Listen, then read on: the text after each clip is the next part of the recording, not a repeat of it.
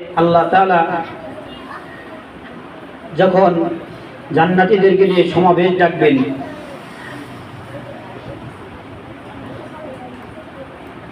জান্নাতে গিয়ে দাউদ আলাইহিস সালাতু ওয়াস সালাম যেহেতু অধিক সুন্দর কণ্ঠের অধিকারী ছিলেন, তাকে তেলাওয়াত করতে বলা হবে। দাউদ আলাইহিস সালাতু ওয়াস সালাম কোরআন তেলাওয়াত করা শুরু করবেন।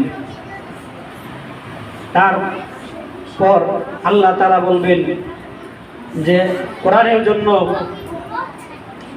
আমার হাবিব অনেক কষ্ট করেছে, দান মুবারক শহীদ করেছে, উহুদের প্রান্তরে রক্ত ঝরাইছে, তায়েফের ময়দানে রক্ত ঝরাইছে।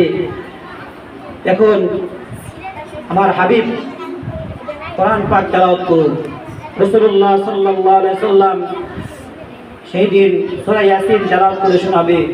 জান্নাতীরা আল্লাহর রাসূলের কোরআন তেলাওয়াত শুনে পাগল হয়ে যাবে, গলা কাটা মুরগির মতো সকলে লাফাতে থাকবে।